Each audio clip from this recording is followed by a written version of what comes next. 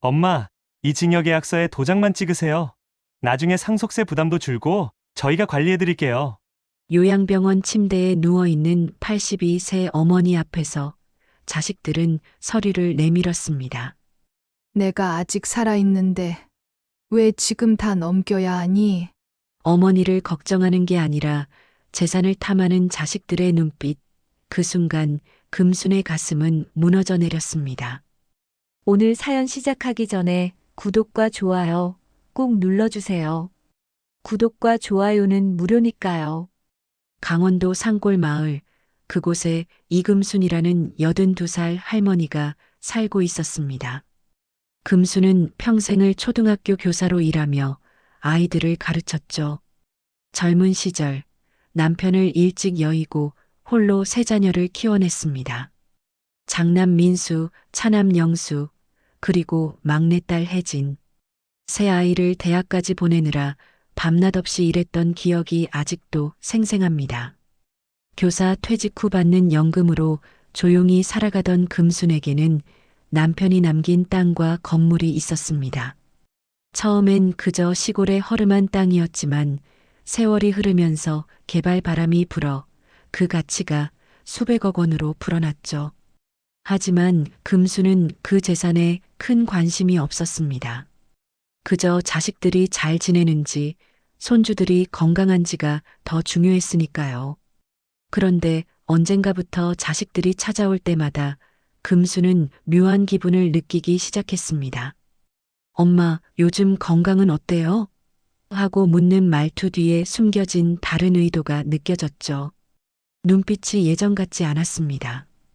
어머니를 걱정하는 눈빛이 아니라 무언가를 계산하는 듯한 차가운 시선이었습니다.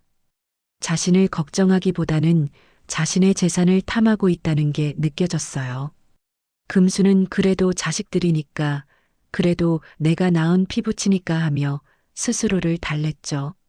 하지만 가슴 한편은 늘 허전하고 쓸쓸했습니다. 어느 가을날 금수는 집 앞 마당을 쓸고 있었습니다. 단풍잎이 떨어져 쌓인 마당을 정리하다 보니 문득 옛 생각이 났습니다. 아이들이 어렸을 때는 이 마당에서 함께 놀았었죠. 민수와 영수는 축구공을 차고 혜진이는 인형을 안고 뛰어다녔습니다. 그때는 가난했지만 행복했습니다. 웃음소리가 끊이지 않던 집이었죠. 하지만 지금은 어떻습니까? 아이들은 각자 도시에 살면서 1년에 몇 번 얼굴 보기도 어렵습니다. 명절 때나 잠깐 들렀다가 바쁘다며 떠나기 일쑤였죠. 전화도 금순이 먼저 걸어야 겨우 받는 정도였습니다. 엄마 바빠서 못 가요. 나중에 갈게요. 늘 듣는 대답이었습니다. 금수는 이제 기대하지 않았습니다. 그저 혼자서라도 건강하게 살아야겠다고 다짐할 뿐이었죠. 마을 사람들은 속사정은 모르고 금순을 보며 부러워했습니다. 금순 선생님은 참 복 많으시지. 자식들 다 잘 되고 재산도 많고. 하지만 금순은 그럴 때마다 쓸쓸한 미소를 지을 뿐이었습니다. 재산이 많아도 자식이 있어도 마음을 나눌 사람이 없다면 무슨 소용이 있을까요? 금수는 가끔 옛 제자들을 만났습니다. 이제 나이 50이 넘은 제자들이 찾아와 선생님, 그때 선생님 덕분에 제가 공부할 수 있었어요. 하며 인사를 건넬 때면 가슴이 뭉클했습니다. 자식들에게서는 느낄 수 없는 따뜻함이 거기 있었습니다. 그러던 어느 날 금수는 갑자기 가슴이 답답하고 숨이 가빠지는 증상을 느꼈습니다. 평소에도 고혈압과 당뇨가 있었지만 이날따라 몸 상태가 심상치 않았습니다. 혼자 집에 있던 금수는 간신히 핸드폰을 꺼내 119에 전화를 걸었습니다. 여보세요, 저 좀 도와주세요. 목소리가 떨렸습니다. 구급차가 도착했고 금수는 응급실로 실려갔습니다. 병원에서 검사를 받은 결과 심장에 문제가 있었고 당분간 입원 치료가 필요하다는 진단을 받았습니다. 의사는 말했습니다. 보호자분께 연락해야 할 것 같은데 가족분 계신가요? 금수는 고개를 끄덕이며 자식들의 전화번호를 알려주었습니다. 간호사가 전화를 걸었지만 장남 민수는 회의 중이라며 나중에 전화하겠다고 했고 차남 영수는 출장 중이라 당장은 어렵다고 했습니다. 막내딸 혜진만 겨우 전화를 받았지만 목소리에는 당황한 기색이 역력했습니다. 엄마가 입원하셨다고요? 아, 알겠어요. 제가 곧 갈게요. 하지만 혜진이 병원에 도착한 건 그로부터 3시간이 지난 뒤였습니다. 금수는 그동안 혼자 병실 침대에 누워 천장을 바라보고 있었습니다. 형광등 불빛이 차갑게 느껴졌습니다. 옆 병실에서는 누군가의 가족들이 둘러앉아 이야기를 나누는 소리가 들렸습니다. 그 소리가 금순의 가슴을 더욱 아프게 했습니다. 혜진이 병실 문을 열고 들어왔습니다. 엄마, 괜찮으세요? 하지만 그 말에는 진심 어린 걱정보다는 형식적인 느낌이 더 강했습니다. 금수는 억지로 웃으며 말했습니다. 괜찮다. 내가 올 줄 몰랐는데 고맙구나. 혜진은 잠시 병실에 앉아 있다가 핸드폰을 들여다보기 시작했습니다. 누군가와 메시지를 주고받는 듯 했습니다. 금수는 말을 걸고 싶었지만 딸의 바쁜 모습을 보니 차마 입이 떨어지지 않았습니다. 병실 안은 침묵만이 흘렀습니다. 엄마, 입원은 얼마나 해야 된대요? 혜진이 물었습니다. 금수는 의사 선생님이 일주일 정도라고 했다고 대답했습니다. 혜진은 고개를 끄덕이며 다시 핸드폰을 들여다보았습니다. 엄마, 저 먼저 갈게요. 애들 학원 데려다 줘야 해서요. 오빠들한테도 연락했으니까 올 거예요. 혜진은 서둘러 자리에서 일어났습니다. 금수는 고개를 끄덕이며 말했습니다. 그래, 조심해서 가. 딸이 떠난 뒤 병실은 다시 고요해졌습니다. 금수는 창밖을 바라보았습니다. 하늘은 어느새 어두워지고 있었습니다. 별 하나 없는 밤하늘이 금순의 마음처럼 쓸쓸하게 느껴졌습니다. 그날 밤 금수는 잠을 이루지 못했습니다. 과거의 기억들이 주마등처럼 스쳐 지나갔습니다. 자식들을 키우며 힘들었던 순간들, 그래도 행복했던 순간들. 민수가 처음 학교에 입학하던 날, 영수가 미술대회에서 상을 타던 날, 혜진이가 대학 합격 통지서를 들고 웃던 날. 모두 소중한 기억이었습니다. 하지만 지금은 모든 게 멀게만 느껴졌습니다. 자식들은 성공했지만 어머니와의 거리는 점점 멀어져만 갔습니다. 금수는 문득 깨달았습니다. 자신이 평생 바라던 건 돈이나 명예가 아니었습니다. 그저 자식들과 따뜻한 대화를 나누고 함께 웃을 수 있는 그런 평범한 행복이었습니다. 내가 이렇게 외로울 줄은 몰랐네. 금수는 눈물을 삼키며 혼잣말을 했습니다. 병실 복도에서는 간호사들의 발소리가 들렸고 어디선가 기계음이 규칙적으로 울려 퍼졌습니다. 금수는 그 소리를 들으며 천천히 눈을 감았습니다. 내일은 아들들이 올까? 그런 기대를 하며 잠에 빠져들었습니다. 금수는 요양병원으로 옮겨졌습니다. 일주일간의 응급치료 후 의사는 장기 입원이 필요하다고 판단했습니다.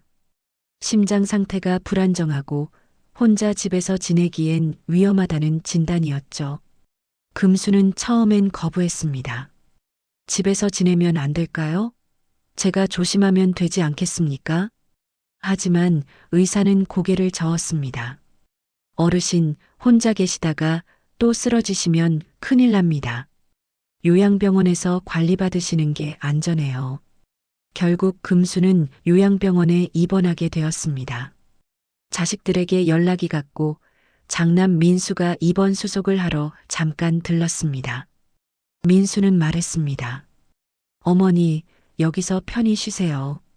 저희가 병원비는 다 처리할 테니까요.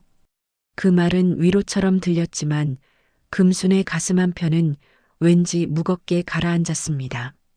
민수는 서류 처리가 끝나자마자 시계를 보며 말했습니다. 어머니, 저 회사 일이 있어서 먼저 가봐야겠어요. 나중에 다시 올게요. 그래, 바쁠 텐데 고맙다. 금수는 아들의 등을 바라보며 손을 흔들었습니다. 하지만 민수는 뒤도 돌아보지 않고 병원 복도를 빠르게 걸어 나갔습니다. 금수는 빈 병실에 혼자 남겨졌습니다. 다음 날 차남 영수가 찾아왔습니다. 영수는 과일 바구니를 들고 왔지만 그 역시 오래 머물지 않았습니다. 엄마, 제가 출장이 잡혀 있어서요. 일주일 정도 외국 나갔다 와야 돼요. 외국? 어디 가는데? 유럽 쪽이요. 금수는 고개를 끄덕였습니다. 영수는 잠시 앉아 있다가 이내 일어섰습니다. 엄마, 저 출장 짐 싸러 가야 해서요. 다녀올게요. 막내딸 혜진도 다음 날 들렀습니다. 혜진은 남편과 함께 왔는데 두 사람 모두 어딘가 들뜬 표정이었습니다. 엄마, 저희 이번에 여행 가기로 했어요. 남편이 휴가를 받았거든요. 여행? 어디로? 동남아 쪽이요. 애들도 데리고 가려고요. 엄마, 여기서 편히 계시다가 저희 돌아오면 그때 뵐게요. 금수는 딸의 얼굴을 바라보았습니다. 혜진은 환하게 웃고 있었습니다. 자신의 어머니가 요양병원에 누워 있는데도 여행 이야기를 하는 딸의 모습이 낯설게 느껴졌습니다. 그래, 잘 다녀와라. 조심하고. 금수는 웃으며 말했지만 목소리는 떨렸습니다.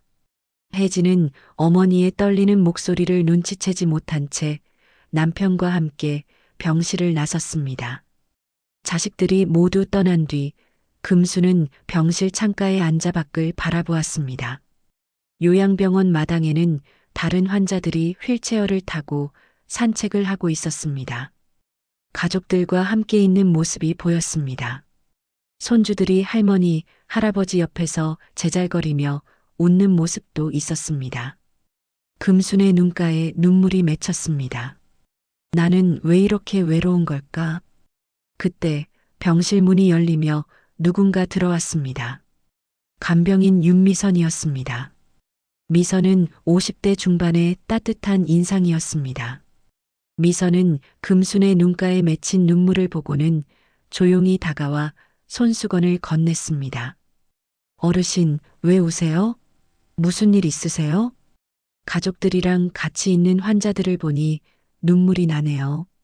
우리 애들은 출장 가고 여행 가고 다들 바쁘다네요. 금수는 손수건으로 눈물을 닦았습니다. 미선은 금순 옆에 앉으며 부드럽게 말했습니다. 어르신, 많이 속상하시겠어요. 바쁜 사람들인데 어쩌겠어요. 미선은 한숨을 쉬며 말했습니다. 어르신, 그래도 마음 굳게 잡수셔야 돼요. 자식만 가족은 아니에요. 그 말이 금순의 가슴에 깊이 박혔습니다. 자식만 가족은 아니라니. 하지만 금순에게는 자식 말고는 아무도 없었습니다. 평생을 자식들을 위해 살아왔는데 가족 말고 누가 있다는 건지 쉽게 받아들여지지 않았습니다. 며칠이 지났습니다. 금수는 요양병원 생활에 조금씩 적응해 갔습니다. 식사도 잘하고 오후에는 병원 마당을 산책했습니다. 미선은 늘 곁에서 딸처럼 금순을 돌봐주었습니다.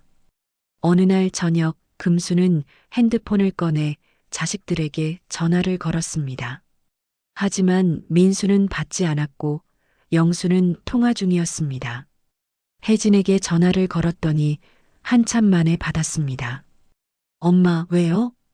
배경으로 웃음소리와 음악소리가 들렸습니다. 혜진은 지금 여행을 즐기고 있는 것 같았습니다. 그냥 목소리 듣고 싶어서. 엄마, 지금 저 좀 바빠요. 나중에 전화할게요. 혜진은 금순의 말이 끝나기도 전에 전화를 끊었습니다. 금순은 핸드폰을 내려놓으며 깊은 한숨을 쉬었습니다. 그날 밤 금수는 핸드폰으로 딸의 소셜 미디어를 열어보았습니다. 요즘 젊은이들이 많이 쓴다는 그 앱을 혜진이 예전에 가르쳐 준 적이 있었습니다. 금수는 서툰 손놀림으로 앱을 열었습니다. 화면에는 혜진의 여행 사진들이 올라와 있었습니다. 사위, 손주들과 함께 웃으며 찍은 사진들. 맛있는 음식을 먹는 사진, 아름다운 해변에서 찍은 사진. 모두가 행복해 보였습니다. 금수는 그 사진들을 하나하나 넘겨보며 눈물을 흘렸습니다. 자신은 요양병원 침대에 누워 있는데 자식들은 즐겁게 여행을 하고 있었습니다. 엄마가 아픈 것 따위는 잊은 채 말이죠. 미선이 병실에 들어와 금순의 눈물을 보았습니다. 어르신, 또 우세요? 아니에요. 미선은 금순의 핸드폰 화면을 보고는 안타까운 표정을 지었습니다. 어르신, 너무 마음 쓰지 마세요. 자식들은 원래 그래요. 하지만 금수는 위로받지 못했습니다. 자식들이 원래 그렇다는 말이 더 슬프게 들렸습니다. 그날 밤 금수는 창밖을 바라보며 생각했습니다. 평생 자식들을 위해 살아왔는데 이게 끝인가? 가슴이 답답했습니다. 숨이 막히는 것 같았습니다. 금수는 침대에 누워 천장을 바라보았습니다. 형광등 불빛이 너무 밝아서 눈이 부셨습니다. 금수는 눈을 감았습니다. 내일은 자식들한테 연락이라도 올까? 그런 기대를 하며 잠에 빠져들었습니다. 하지만 마음 한구석에서는 이미 알고 있었습니다. 자식들은 여행에서 돌아와도 찾아오지 않을 것이라는 걸. 일주일이 지났습니다. 자식들이 여행에서 돌아왔다는 소식을 들었지만 아무도 병원에 오지 않았습니다. 금수는 매일 병실 문을 바라보며 혹시나 자식들이 올까 기다렸지만 오는 건 간병인과 간호사, 의사뿐이었습니다. 그러던 어느 날 오후 병실 문이 열렸습니다. 장남 민수가 들어왔습니다. 그런데 혼자가 아니었습니다. 영수와 혜진이도 함께였습니다. 셋이 한꺼번에 찾아온 건 처음이었습니다. 어머니, 저희 왔어요. 민수가 밝게 인사했습니다. 금수는 반가운 마음에 침대에서 일어나 앉았습니다. 너희들 다 같이 왔구나. 여행은 잘 다녀왔니? 네, 엄마. 잘 다녀왔어요. 혜진이 웃으며 대답했습니다. 하지만 그 웃음이 왠지 어색해 보였습니다. 세 사람은 금순의 침대 주변에 둘러앉았습니다. 민수는 가방에서 서류 봉투를 꺼냈습니다. 어머니, 저희가 오늘 온 이유가 있어요. 무슨 일인데? 금수는 궁금한 표정으로 물었습니다. 민수는 잠시 영수와 혜진을 바라본 뒤 말을 이었습니다. 어머니, 이번에 세무사랑 상담을 좀 했는데요. 어머니 재산에 대한 상속세가 엄청 많이 나온다고 하더라고요. 상속세? 금수는 고개를 갸웃했습니다. 상속세는 자신이 죽은 뒤에 내는 세금 아닌가요? 왜 갑자기 그런 이야기를 하는 걸까요? 영수가 끼어들었습니다. 엄마, 지금 어머니 땅이랑 건물 가치가 엄청 올랐잖아요. 나중에 상속받으면 저희가 세금을 너무 많이 내야 해요. 그래서 말인데요. 민수가 서류를 꺼내 금순 앞에 놓았습니다. 그래서 세무사가 하는 말이 살아계실 때 증여를 받는 게 낫다고 하더라고요. 그래서 서류를 다 준비해 왔어요. 이 증여계약서에 도장만 찍으시면 돼요. 지금 미리 저희한테 증여하시면 상속세 부담도 줄고 어차피 이제 어머니가 관리하시기도 힘들잖아요. 저희가 관리해 드릴게요. 금수는 서류를 내려다보았습니다. 복잡한 법률 용어들이 빼곡하게 적혀 있었습니다. 증여계약서. 금수는 그 의미를 천천히 이해하기 시작했습니다. 자식들이 원하는 건 자신이 살아있을 때 재산을 미리 넘기라는 것이었습니다. 내가 아직 살아있는데 왜 지금 다 넘겨야 하니?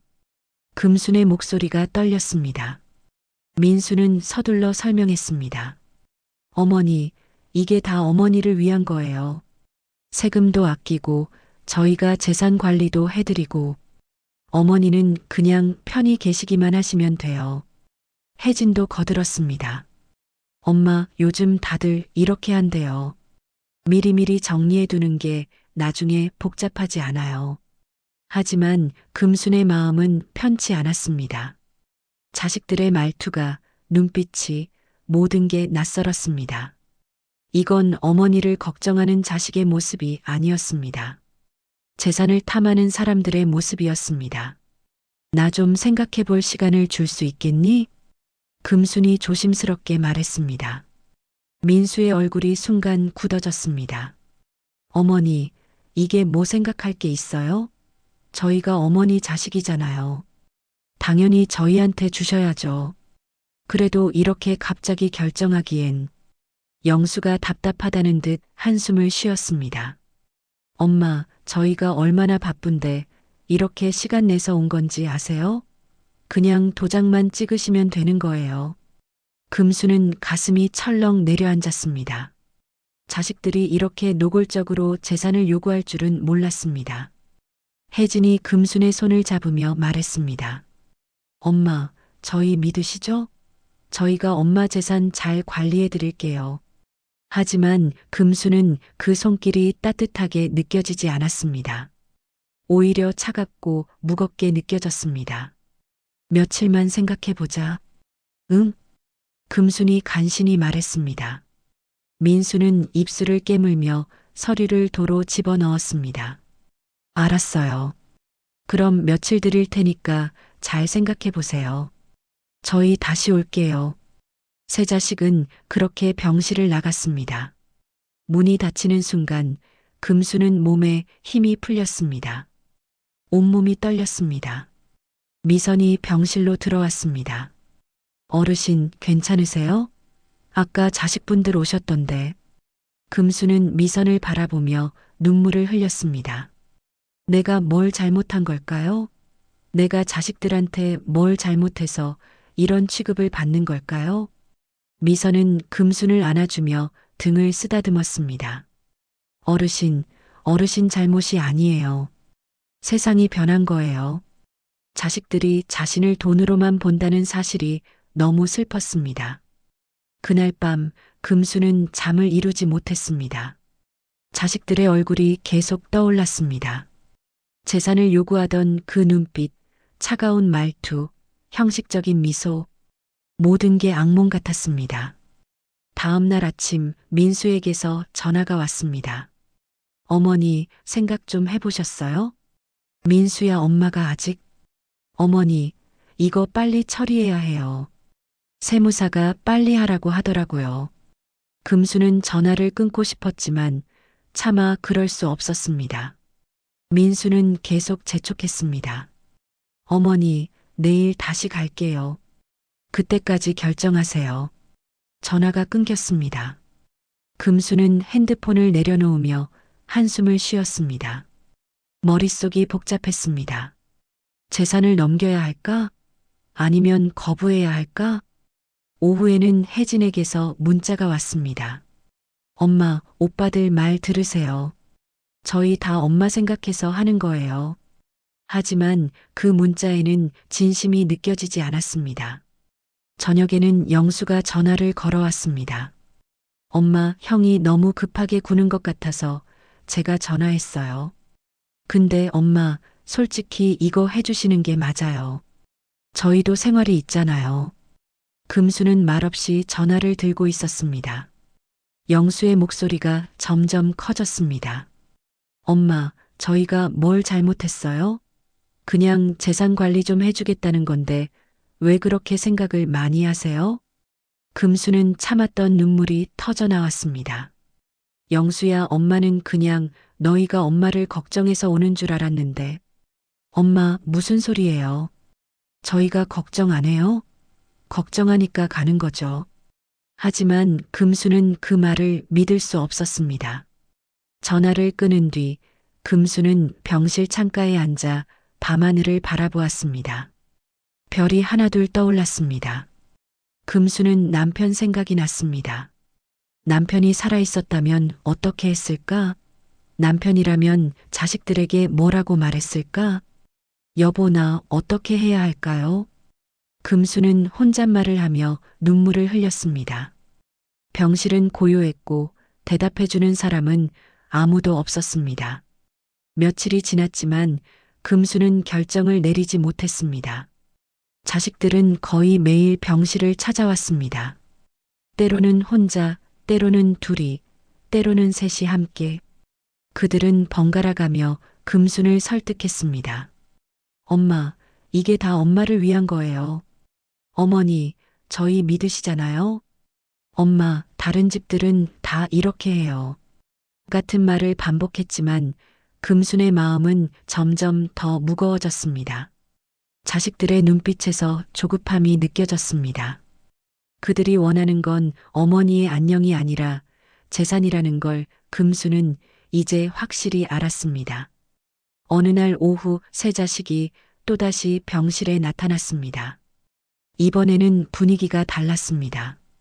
민수의 얼굴이 굳어 있었고 영수는 초조한 표정이었습니다. 혜진은 입술을 깨물고 있었습니다. 어머니, 대체 언제까지 생각하실 거예요? 민수가 참았던 목소리를 높였습니다. 금수는 깜짝 놀라 민수를 바라보았습니다. 민수야, 엄마가 지금 몸이 안 좋아서. 몸이 안 좋으면 더 빨리 정리하셔야죠. 만약 어머니한테 무슨 일 생기면 저희가 세금 폭탄 맞는다고요. 영수가 민수를 말렸습니다. 형님, 말 좀 조심하세요. 엄마 놀라시잖아요. 아니, 나는 답답해서 못 참겠어. 엄마, 도대체 왜 그러세요? 저희가 뭘 잘못했어요? 민수의 목소리가 병실에 울려 퍼졌습니다. 복도를 지나가던 간호사가 걱정스러운 표정으로 병실 안을 들여다보았습니다. 혜진이 나섰습니다. 오빠, 그만해요. 엄마한테 소리 지르면 어떡해요. 너는 가만히 있어. 내가 뭘 안다고. 민수와 혜진이 서로 언성을 높이기 시작했습니다. 영수도 끼어들었습니다. 형님, 혜진이 말이 맞아요. 이렇게 하면 안 되죠. 그럼 어떻게 해? 엄마가 계속 미루시는데. 형님도 너무 급하게 구시는 거 아니에요? 뭐, 내가 급해? 너도 똑같잖아. 내 빚 갚으려고 이러는 거면서. 영수의 얼굴이 붉어졌습니다. 형님, 지금 무슨 소리 하는 거예요? 다 알아. 내가 사업 망해서 은행 빚 있는 거, 엄마 재산으로 갚으려는 거 다 알고 있다고. 금수는 충격에 입을 벌렸습니다. 영수가 빚이 있다는 건 처음 듣는 이야기였습니다. 혜진도 끼어들었습니다. 오빠도 땅 팔아서 쓸 생각하면서 왜 영수 오빠한테만 그래요? 민수가 혜진을 노려보았습니다. 너도 마찬가지잖아. 남편 사업 자금 필요하다며? 그건 사업이잖아요. 투자예요, 투자. 세 남매는 서로 소리를 지르기 시작했습니다. 금수는 그 모습을 멍하니 바라보았습니다. 자식들이 눈앞에서 재산을 두고 싸우는 모습, 어머니는 안중에도 없었습니다. 그저 돈 이야기뿐이었습니다. 그만해. 금순이 소리쳤습니다. 하지만 자식들은 듣지 않았습니다. 여전히 서로를 비난하며 싸웠습니다. 너희들 그만하라고. 금순이 더 큰 소리로 외쳤습니다. 그 순간 금수는 가슴을 움켜쥐었습니다. 숨이 가빠졌습니다. 심장이 빠르게 뛰었습니다. 엄마. 혜진이 금순에게 달려갔습니다. 금수는 침대에 쓰러졌습니다. 민수가 황급히 간호사를 불렀습니다. 간호사님, 빨리요. 간호사와 의사가 달려왔습니다. 금수는 산소 마스크를 쓰고 응급 처치를 받았습니다. 자식들은 병실 밖으로 나가라는 지시를 받았습니다. 복도에 선 세 남매는 서로를 바라보았습니다. 민수가 먼저 입을 열었습니다. 이거 봐. 이렇게 될 줄 알았어. 빨리 도장 받아야 한다니까. 영수가 민수를 밀쳤습니다. 형님 때문이잖아요. 형님이 소리 지르니까 엄마가 놀라신 거예요.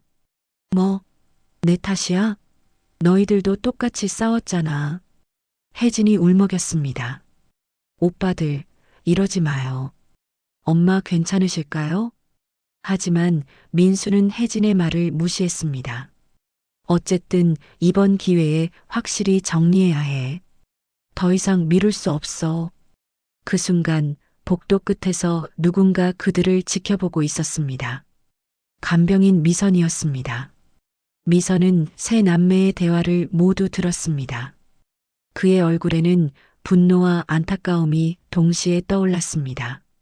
1시간 뒤 의사가 병실에서 나왔습니다. 보호자분들 들어오세요. 세 남매가 병실로 들어갔습니다. 금수는 침대에 누워 눈을 감고 있었습니다. 의사가 말했습니다. 어르신께서 심한 스트레스를 받으신 것 같습니다. 심장에 무리가 갔어요. 앞으로는 절대 스트레스 받지 않도록 해주세요. 민수가 고개를 끄덕였습니다. 네, 알겠습니다. 의사가 나간 뒤 세 남매는 금순을 바라보았습니다. 금수는 눈을 뜨고 천장을 바라보고 있었습니다. 눈물이 볼을 타고 흘러내렸습니다.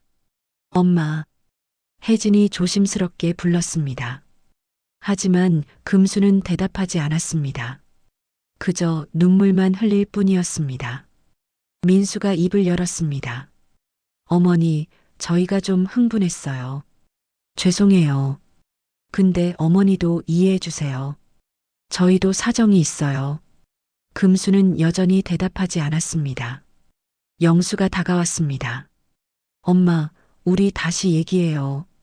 좀 더 차분하게. 하지만 금수는 고개를 돌렸습니다. 자식들을 보고 싶지 않았습니다. 이제 가라. 금순이 작은 목소리로 말했습니다. 엄마, 나가달라고 했다. 제발 나 좀 혼자 있게 해줘. 세 남매는 서로를 바라보았습니다. 민수가 한숨을 쉬며 밖으로 나갔습니다. 영수와 혜진도 따라 나갔습니다. 병실 문이 닫혔습니다. 금수는 혼자 남았습니다.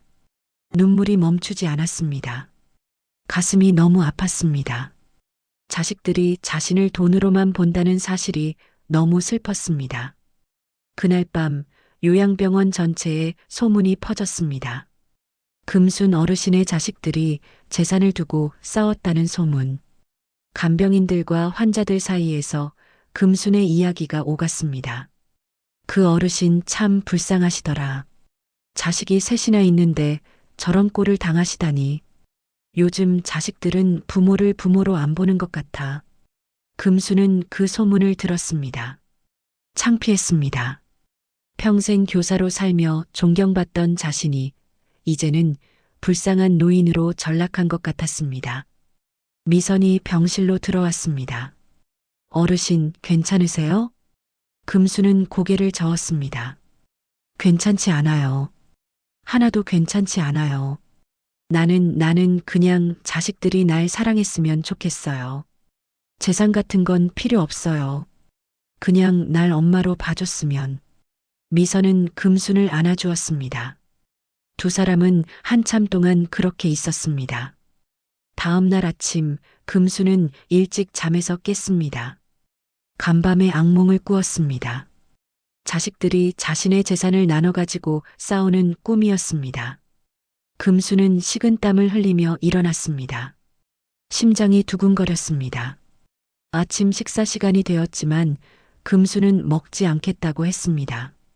입맛이 없었습니다. 미선이 죽을 가져왔습니다.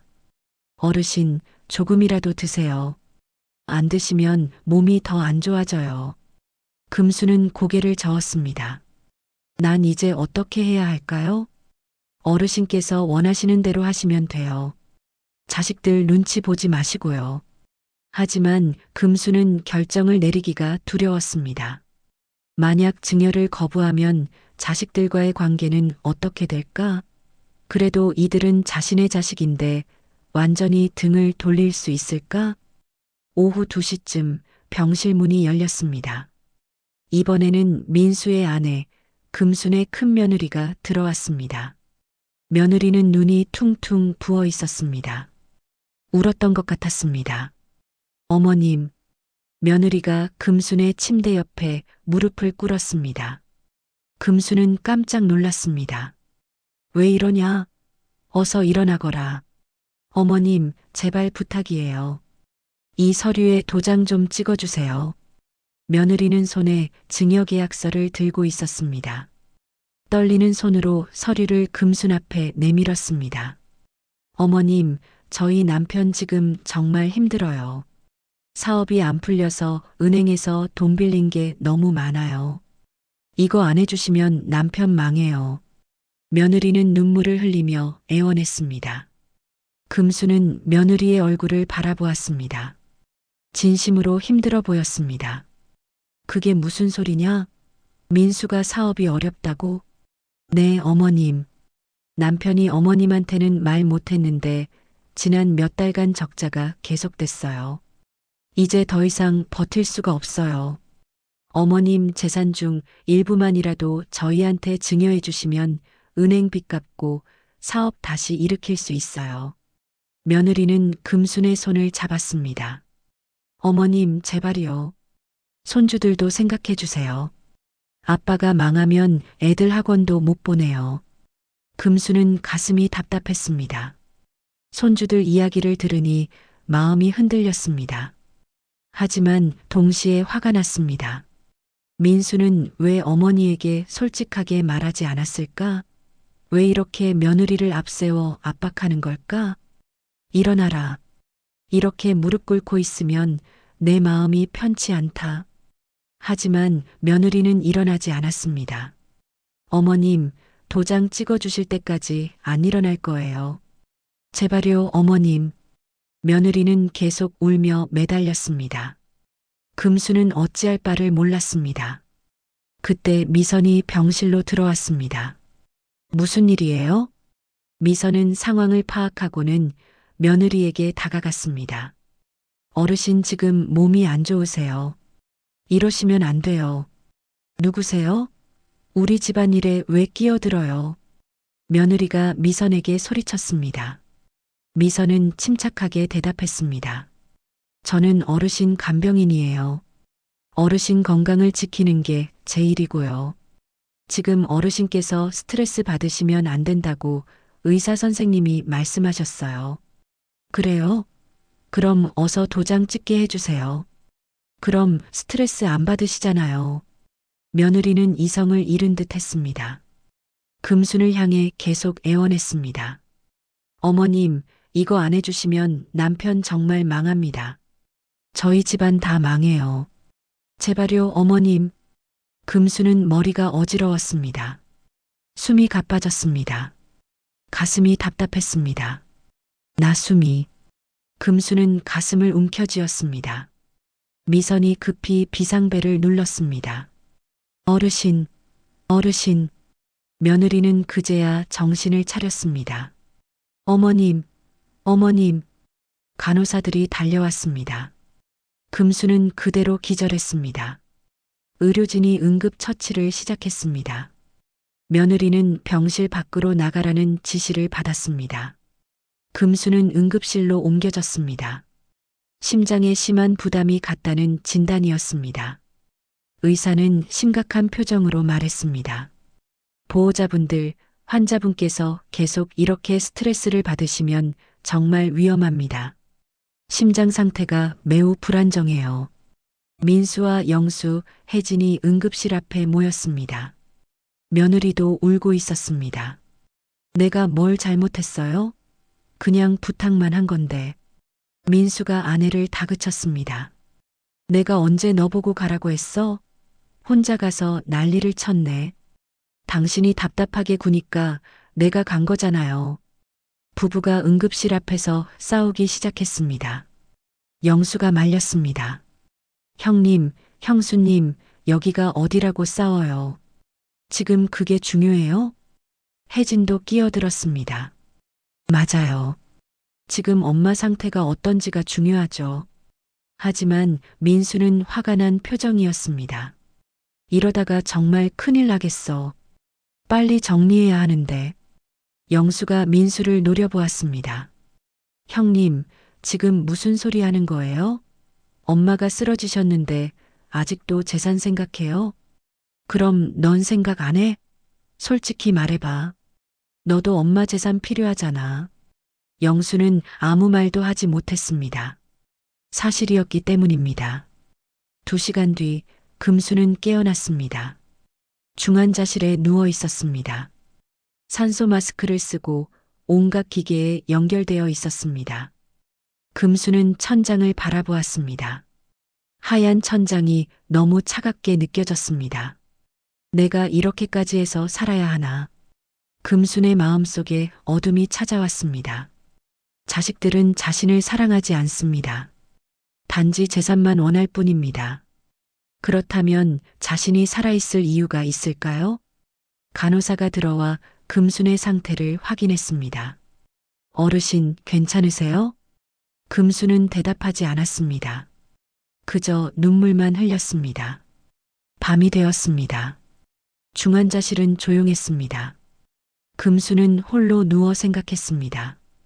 평생을 자식을 위해 살았습니다. 남편 없이 혼자 세 아이를 키웠습니다. 밤낮으로 일하며 학교 보냈습니다. 결혼시키고 손주들 봐주고 명절 때마다 음식 해주고 모든 걸 자식들에게 바쳤습니다. 하지만 돌아온 건 무엇입니까? 냉정한 시선과 재산 요구뿐이었습니다. 어머니로서의 자신은 아무 가치가 없었습니다.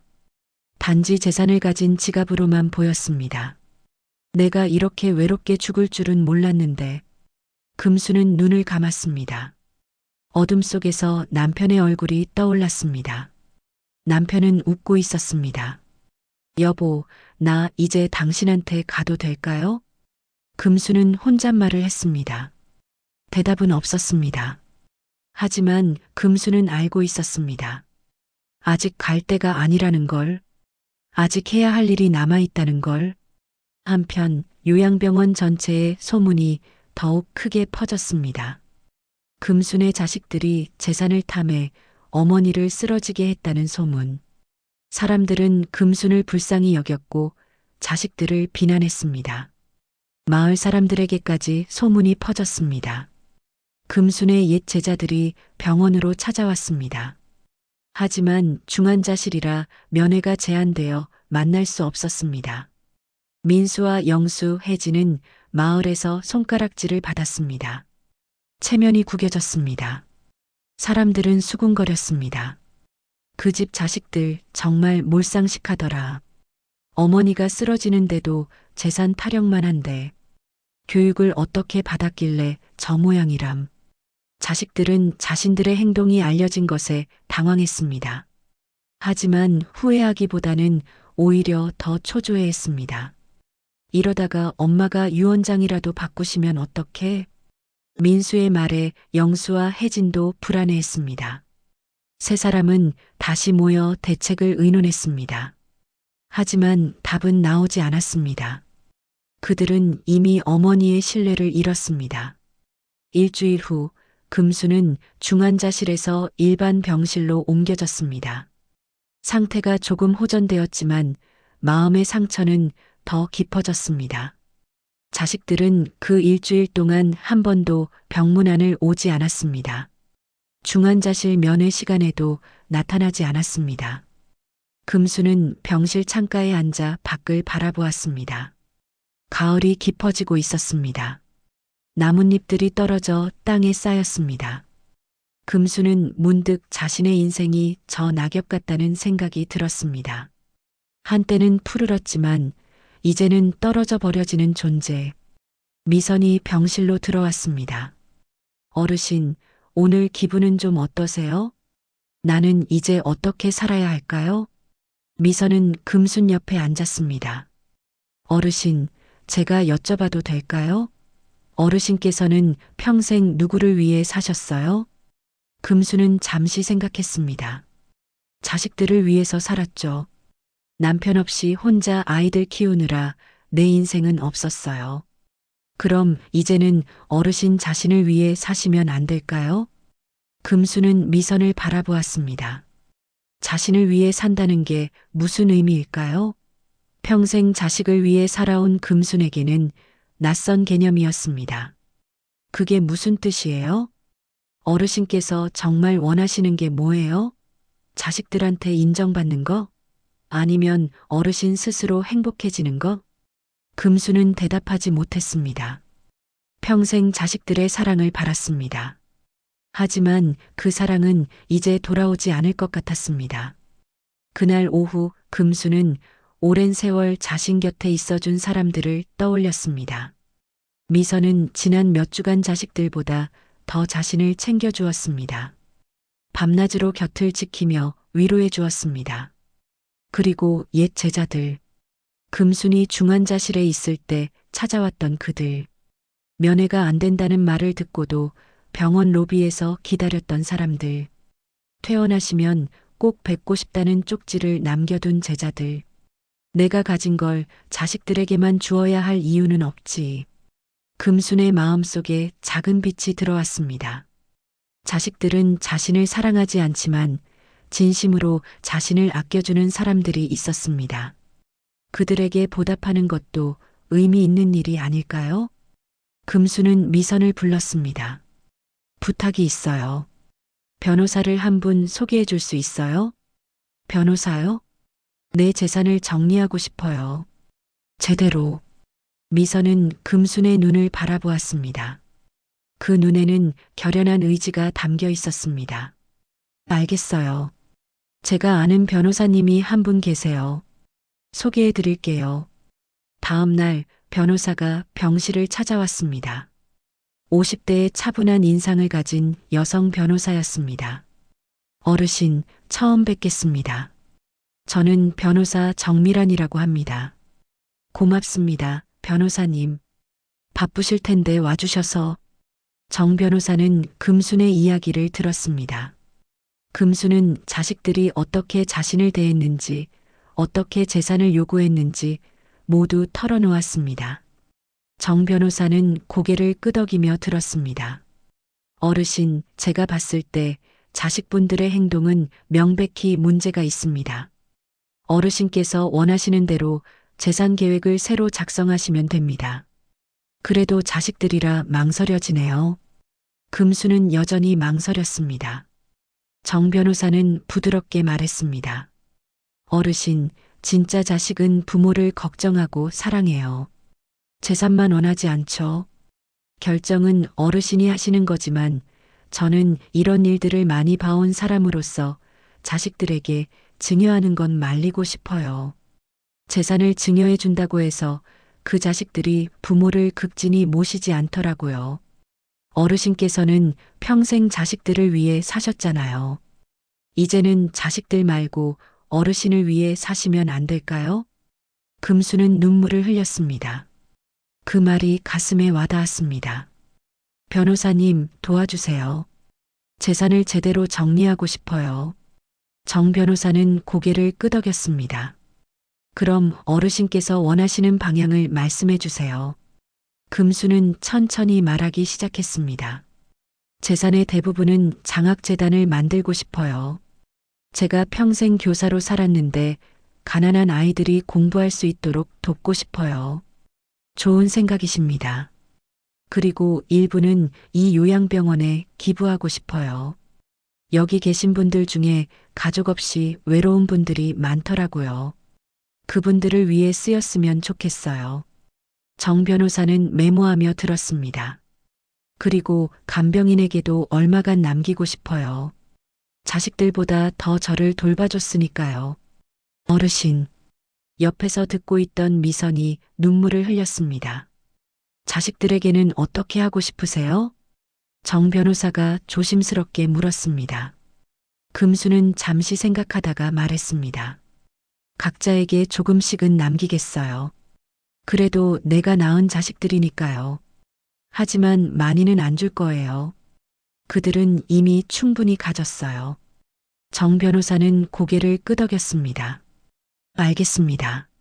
서류를 준비해서 다시 찾아뵙겠습니다. 그리고 어르신, 이 내용은 비밀로 하시는 게 좋을 것 같아요. 자식분들이 알면 또 문제가 생길 수 있어요. 네, 그렇게 하겠습니다. 정 변호사가 떠난 뒤 금수는 한결 마음이 가벼워졌습니다. 평생 처음으로 자신의 의지대로 무언가를 결정한 것 같았습니다. 며칠 후 정 변호사가 다시 찾아왔습니다. 공증인도 함께였습니다. 금수는 새로운 재산 계획서에 서명했습니다. 공증도 완료되었습니다. 어르신, 이제 법적으로 효력이 있습니다. 누구도 이걸 바꿀 수 없어요. 금수는 안도의 한숨을 쉬었습니다. 드디어 자신의 뜻대로 정리가 되었습니다. 그날 저녁 금수는 옛 제자들에게 연락했습니다. 제자 중 한 명이 교장 선생님이 되어 있었습니다.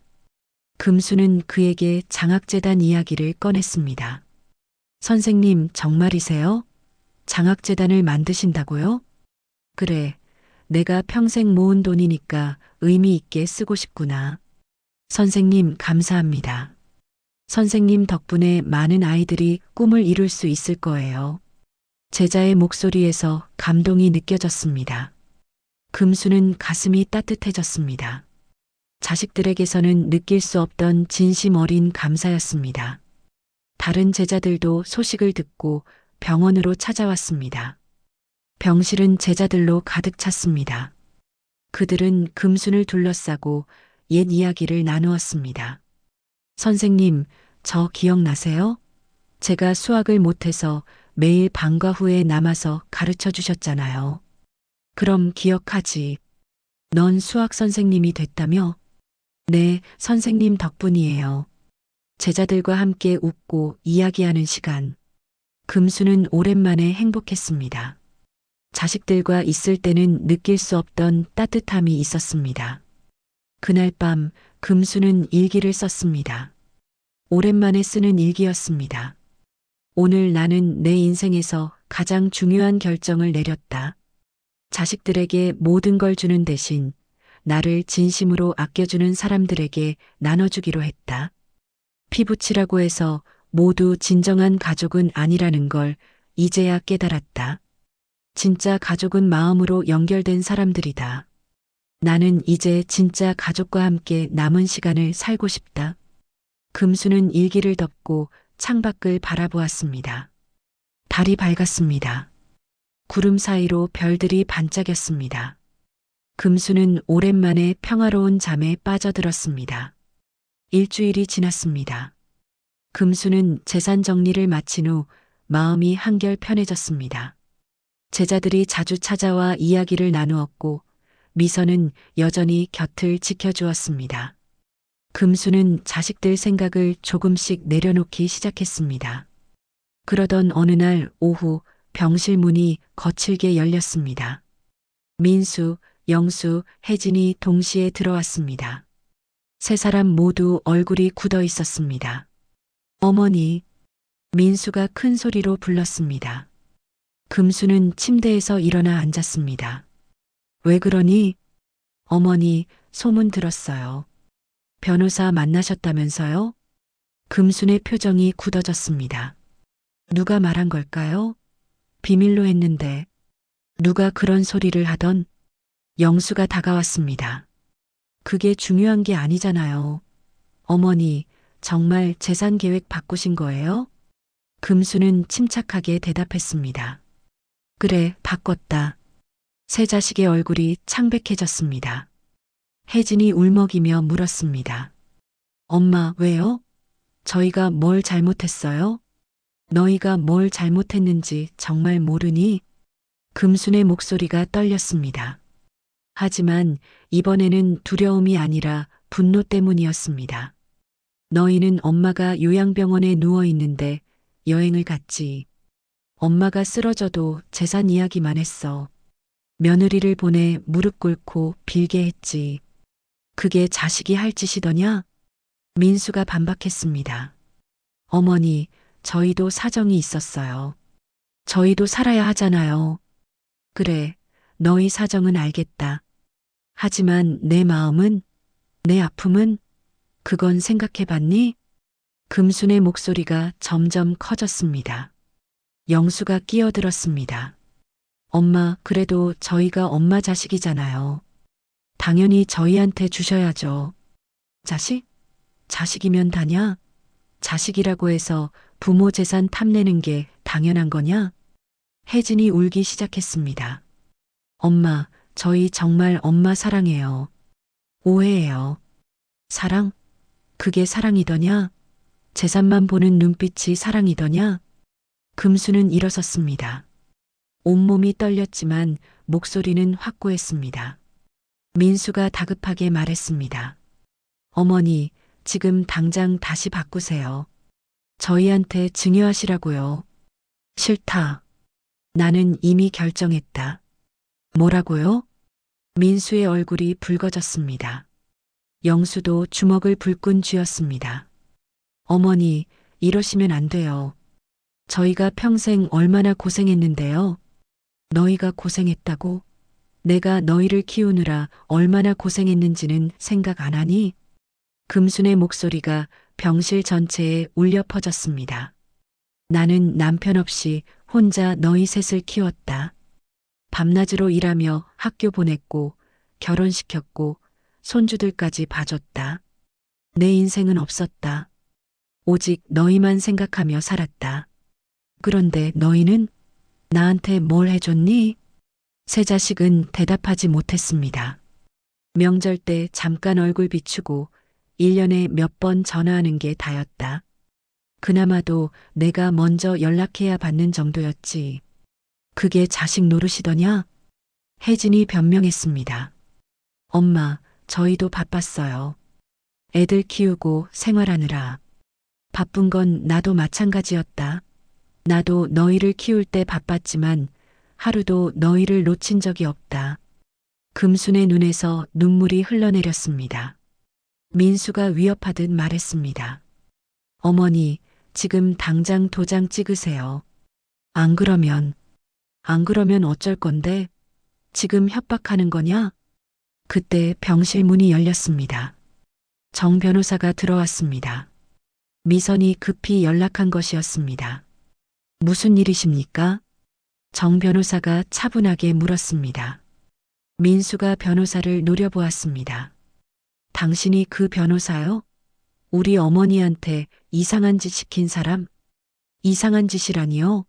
저는 어르신의 의사를 존중해 법적 절차를 도와드렸을 뿐입니다.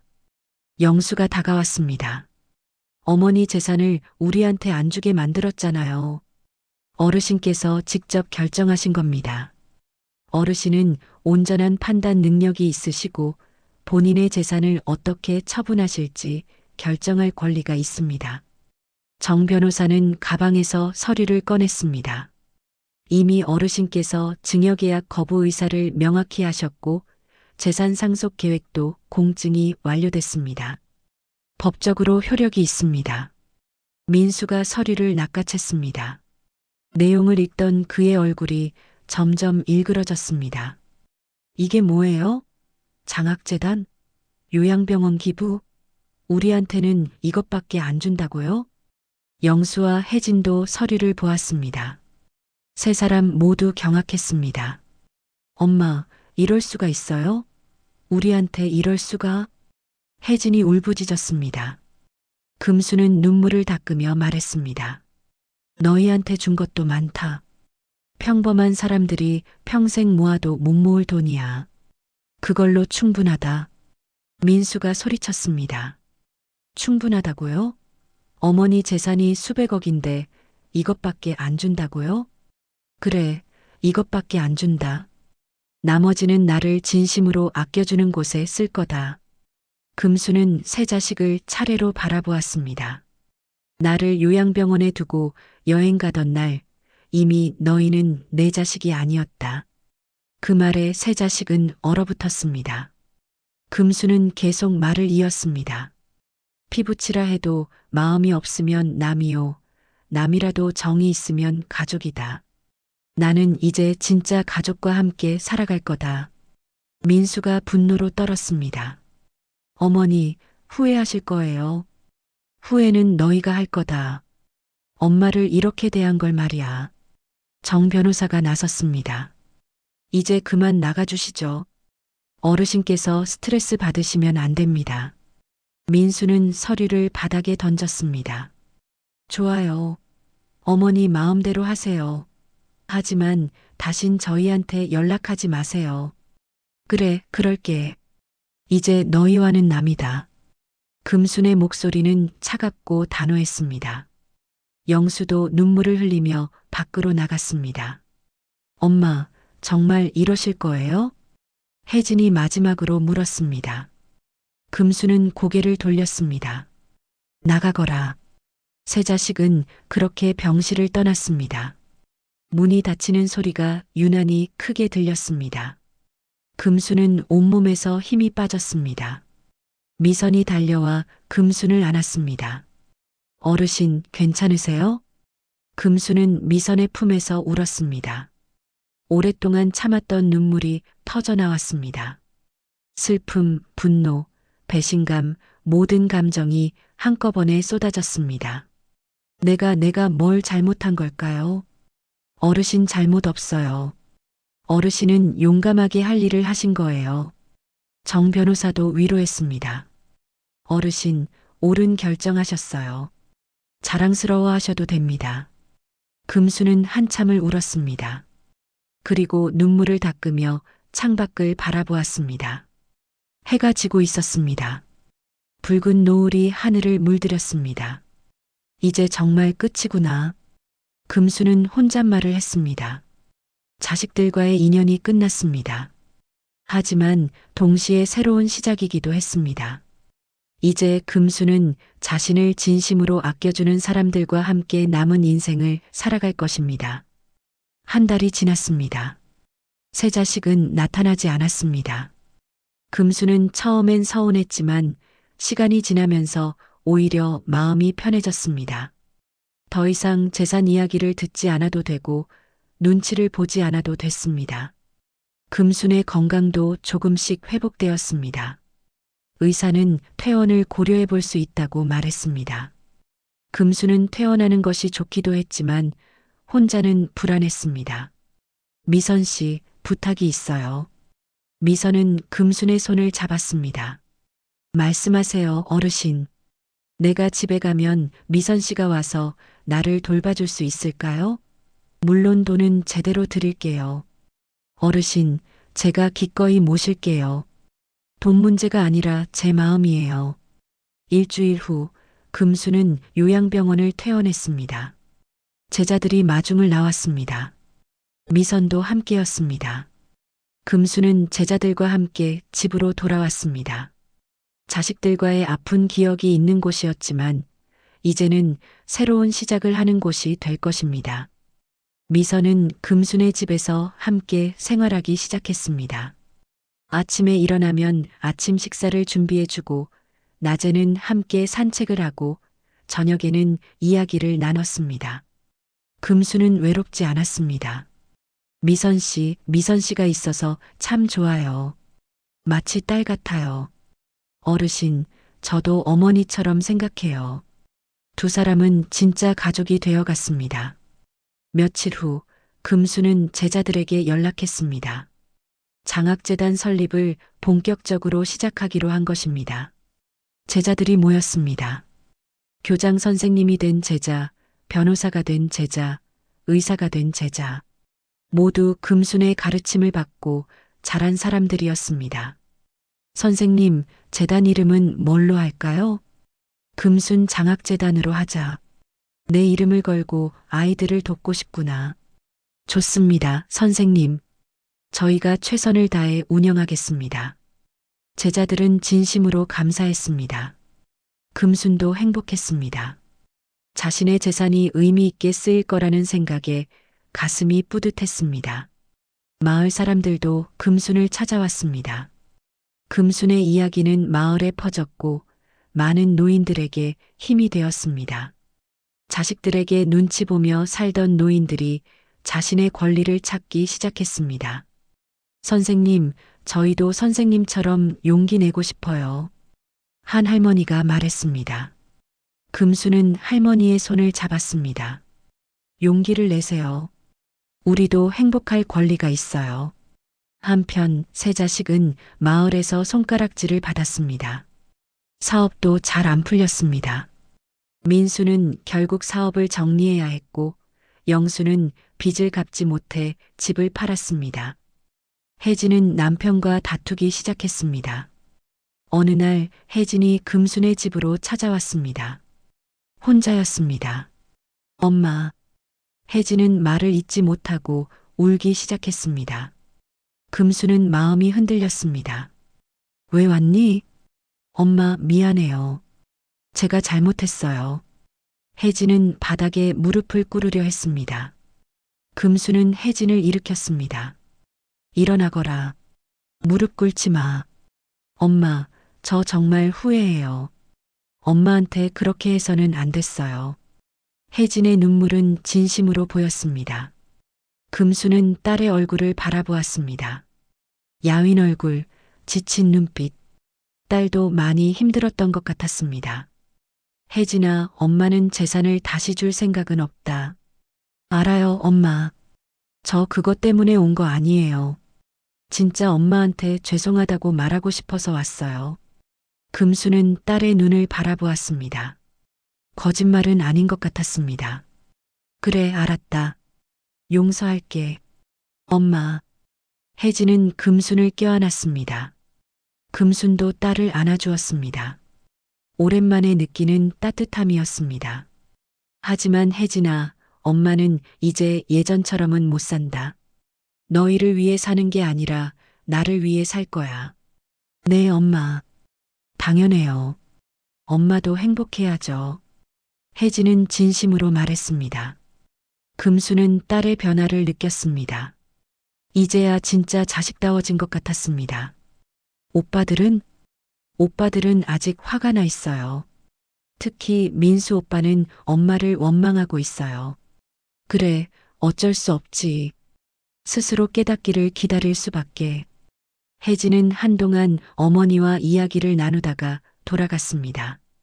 금수는 딸의 뒷모습을 바라보며 생각했습니다. 혜진이라도 돌아온 게 다행이라고. 그로부터 2달 후 금순 장학재단 개소식이 열렸습니다. 마을 회관에 많은 사람들이 모였습니다. 제자들, 마을 사람들, 학생들, 기자들까지 왔습니다. 금수는 단상에 올랐습니다. 미선이 옆에서 부축했습니다. 82의 나이에도 불구하고 금수는 당당했습니다. 여러분, 오늘 이 자리에 와주셔서 감사합니다. 저는 평생 교사로 살았습니다. 아이들을 가르치는 게 제 삶의 전부였습니다. 이제 저는 제 재산으로 아이들을 돕고자 합니다. 꿈이 있지만 가난해서 꿈을 펼치기 어려운 아이들, 공부하고 싶어도 형편이 어려운 아이들, 그 아이들에게 희망을 주고 싶습니다. 금순의 목소리는 떨렸지만 힘이 있었습니다. 사람들이 박수를 쳤습니다. 금수는 눈물을 흘렸습니다. 행복한 눈물이었습니다. 피부치라 해도 마음이 없으면 남이요. 남이라도 정이 있으면 가족입니다. 저는 이제 진짜 가족과 함께 살아갑니다. 금수는 제자들을 바라보았습니다. 미선을 바라보았습니다. 마을 사람들을 바라보았습니다. 이들이 진짜 가족이었습니다. 개소식이 끝나고 금수는 아이들과 함께 사진을 찍었습니다. 장학금을 받게 될 아이들이었습니다. 아이들은 환하게 웃었습니다. 금순도 함께 웃었습니다. 그날 저녁 금수는 집으로 돌아왔습니다. 미선이 저녁 식사를 준비하고 있었습니다. 어르신, 수고하셨어요. 정말 멋지셨어요. 고마워요, 미선 씨. 미선 씨가 없었으면 여기까지 못 왔을 거예요. 금수는 거실 창가에 앉았습니다. 밤하늘에 별이 가득했습니다. 금수는 남편 생각이 났습니다. 여보, 나 잘하고 있는 거죠? 당신도 이 결정을 응원하죠? 금수는 혼잣말을 했습니다. 바람이 불어왔습니다. 마치 남편이 대답하는 것 같았습니다. 다음 날 아침 금수는 미선과 함께 마당에 나갔습니다. 마당에는 꽃이 피어 있었습니다. 봄이 오고 있었습니다. 금수는 꽃을 바라보며 미소 지었습니다. 미선 씨, 오늘 날씨 좋네요. 그러게요, 어르신. 참 좋은 날이에요. 두 사람은 나란히 걸었습니다. 햇살이 따뜻했습니다. 새들이 노래했습니다. 금수는 행복했습니다. 멀리서 아이들의 웃음소리가 들렸습니다. 장학재단의 첫 장학생들이 학교에 가는 모습이었습니다. 금수는 그 모습을 바라보며 눈물을 흘렸습니다. 기쁨의 눈물이었습니다. 너희가 꼭 꿈을 이루길 바란다. 금수는 혼잣말을 하며 앞으로 걸어갔습니다. 새로운 삶을 향해, 새로운 행복을 향해. 금순의 얼굴에는 환한 미소가 번졌습니다. 봄 햇살이 금순을 비추고 그의 얼굴은 그 어느 때보다 평화로웠습니다. 오늘 사연 어떠셨나요? 재미있으셨다면 구독, 좋아요, 그리고 공유도 꼭 해주세요. 더 재미있는 이야기로 찾아올게요.